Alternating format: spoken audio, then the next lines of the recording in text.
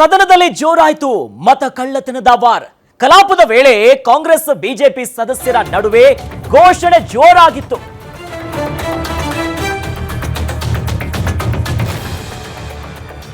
ಕಲಾಪದ ಸಂದರ್ಭದಲ್ಲಿ ಸದನದಲ್ಲಿ ಮತ ಕಳ್ಳತನದ ವಿಚಾರವಾಗಿ ಘೋಷಣೆಗಳು ಸದ್ದು ಮಾಡಿದೆ. ವೋಟ್ ಕದ್ದವರು ಯಾರು ಅಂತ ಪ್ರಶ್ನೆ ಮಾಡ್ತಾರೆ. ಆ ಸಂದರ್ಭದಲ್ಲಿ ಕಾಂಗ್ರೆಸ್ ಅಂತ ಬಿಜೆಪಿ ಹೇಳಿದೆ. ಇನ್ನು ಬಿಜೆಪಿ ಅಂತ ಘೋಷಣೆಯನ್ನ ಕೂಗಿದ್ದಾರೆ ಕಾಂಗ್ರೆಸ್ಸಿನ ಸದಸ್ಯರು.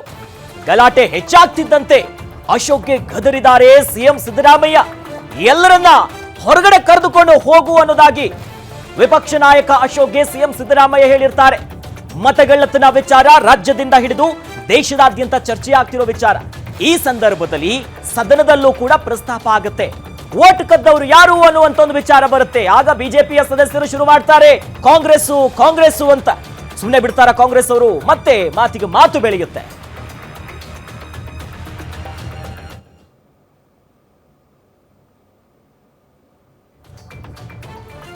ಆ ಮೂಲಕವಾಗಿ ಭಾರಿ ಒಂದು ಗದ್ದಲಕ್ಕೆ ಕಾರಣ ಆಗುತ್ತೆ. ಯಾವಾಗ ಈ ಗಲಾಟೆಗಳು ಶುರು ಆಗ್ತಾ ಹೋಗುತ್ತೆ, ಬಿಜೆಪಿಯವರು ಕಾಂಗ್ರೆಸ್ ಅಂತಾರೆ, ಕಾಂಗ್ರೆಸ್ ಅವರು ಬಿಜೆಪಿ ಅಂತಾರೆ. ಆ ಸಂದರ್ಭದಲ್ಲಿ ಸಿಎಂ ಸಿದ್ದರಾಮಯ್ಯನವರು ವಿಪಕ್ಷ ನಾಯಕ ಆರ್ ಅಶೋಕ್ ಹೇಳ್ತಾರೆ, ಎಲ್ಲರನ್ನು ಕರ್ಕೊಂಡೋಗಿ ಆಚೆ ಎನ್ನುವಂತಹ ಸನ್ನಿವೇಶ ಕೂಡ ಕಲಾಪದಲ್ಲಿ ಇವತ್ತು ಸಾಕ್ಷಿ ಆಗುತ್ತೆ.